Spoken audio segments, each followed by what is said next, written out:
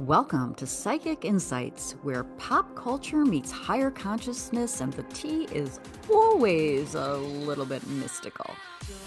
I'm Robin Richardson, your psychic girlfriend, and around here we don't just watch the drama unfold, we read the energy behind it, whether it's celebrity scandals, reality TV, chaos, or true crime with a twist. I'm tuning in to bring you the intuitive scoop the headlines miss. So buckle up, because your aura's about to get entertained. Hi, welcome back to my channel. It's Robin Richardson, your psychic girlfriend. Today we're going to talk about, in our continuing Ronn Owens saga, we're going to talk about her dad, Ronn Owens, because a lot of you have expressed an interest in him, and yeah, he's pretty fascinating, right? So let's get into it. All right. Today's insights are not a hit piece, not a diagnosis, and it's not speculation. Oh, you can hear Rico out in the back. He's playing. All right. This is an energetic, symbolic, and intuitive exploration of Ronn, the father of Ronn Owens, and his daughter, Laura. So we're going to talk about their karmic bond and what happens when illusion can no longer be sustained.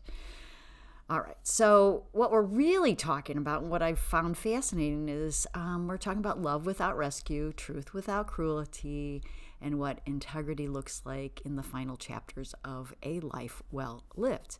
So remember to take what resonates, leave what doesn't, and before we begin, hit that like and subscribe button. It helps my channel. Okay, so who is Ronn Owens energetically?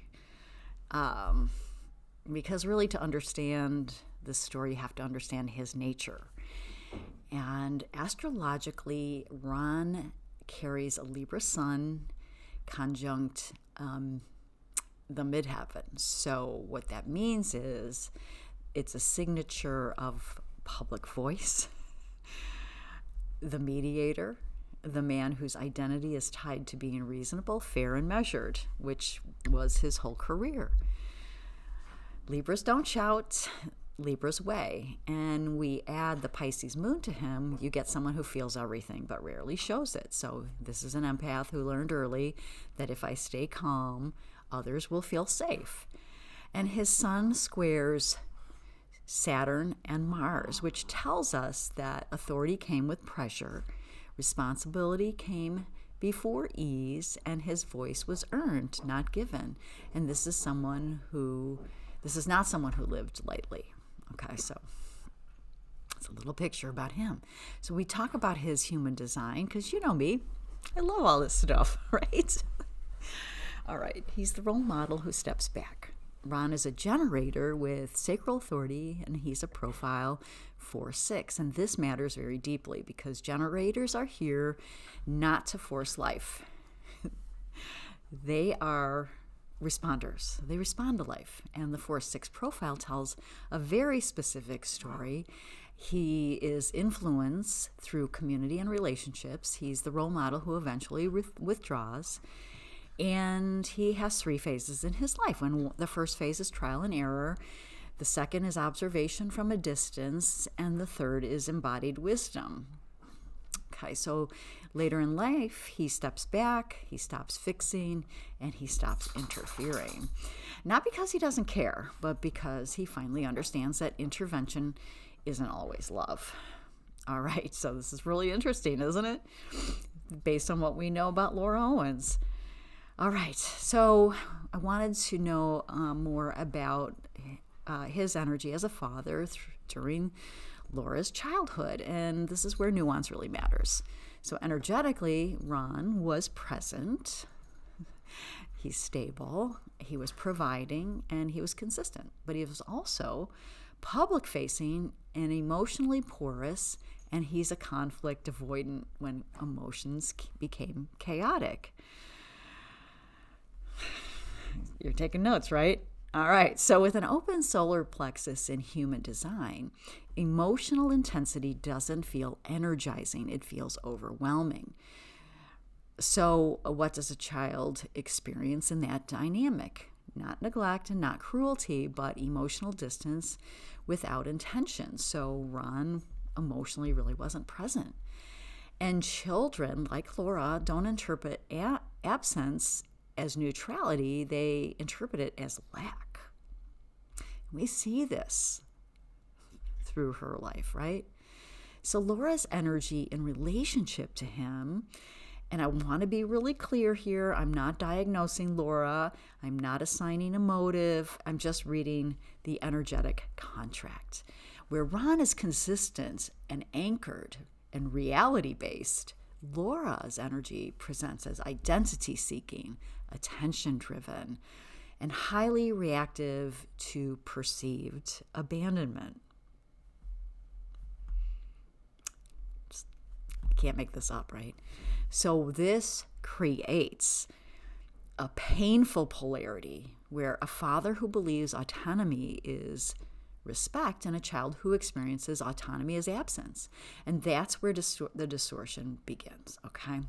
So we have an unconscious family agreement because for much of Laura's life, Ronn believed she'll grow out of it.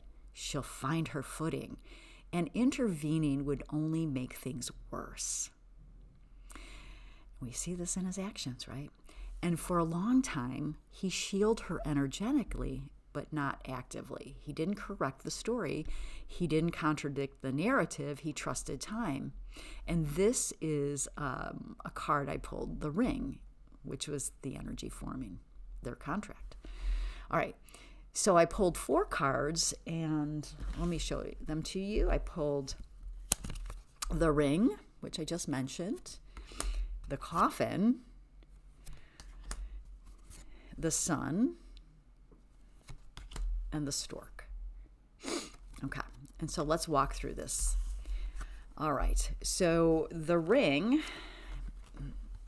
here is the bond between them. This connection was never optional. It tells us of karmic obligation, lifelong loyalty, and cycles that repeat until resolved. This was not a casual father-daughter relationship. It was binding, but binding doesn't mean healthy. Because we kind of know it wasn't healthy, right? Okay. Then we've got the coffin. And this is the ending. This is something is over. Not love, not care, but the old agreement is over. And the agreement that said, I will buffer reality for you. That chapter is closed. And here's the truth most people miss. Coffin often brings relief. I think I've got a little allergy going. Hope it's not a cold. All right. So then we have the sun, and this is clarity. And the sun, after the coffin, tells us this brings peace. So for Ronn, this is the moment of internal truth. I see it now. There's no confusion left. There's no bargaining. There's no self-blame. There's just clarity, even if publicly he says something else, right? And then the stork is, well, we don't know if Ronn's actually commenting. But anyway, all right. So then we have the stork. This is the new configuration. The stork doesn't promise closeness.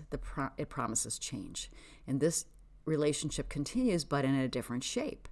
There'll be distance, boundaries, redefined roles. Not punishment, not exile, just evolution. So I asked, what does he really know, or what does he think energetically? And this was subtle and important. Ronn is not angry. He is not defensive. He is not blind. He is resolved. And his energy says, I love you, but I can't carry this anymore. That is grief, that is maturity, and that is truth without cruelty. So I wanted to know also about the Chinese zodiac and numerology. And Ronn was born in 1945, and that's the year of the wood rooster. And roosters value integrity, reputation, moral clarity. They will tolerate discomfort. They will not tolerate dishonor indefinitely. Numerologically, he's in a completion cycle. You can take what you think about that. Later life numbers are about simplification, release, and peace. This is not legacy building anymore, but legacy preservation. So I asked, what does 2026 hold for Ronn? And this is not a year of repair. This is a year of withdrawal into dignity. And his themes are nervous system regulation, health stabilization, quiet sovereignty, and no more narrative management. He steps out of the emotional courtroom. This is the role model phase done correctly. And so what does 2026 hold for Laura? And this is pivotal because the Coffin removed protection, the sun exposed reality, and the Stork forces adaptation. So 2026 asks Laura, who are you without the story? And this can go two ways. This can go accountability and rebuilding, or escalation and collapse of the illusion. And it doesn't look like, these cards don't predict any kind of punishment, but they do predict reckoning with self. And that's kind of what we were looking at energetically anyways in this episode. So the bigger message for you guys is the story isn't just about them. It's really about parents who love quietly, children who confuse attention with worth. And this can be kind of where we get the perception that Laura wasn't his favorite. Maybe Sarah was just easier.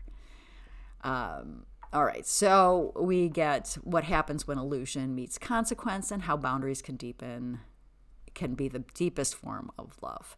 And sometimes the bravest thing a parent can do is stop protecting the narrative and let the truth do its work, even this late stage in the game.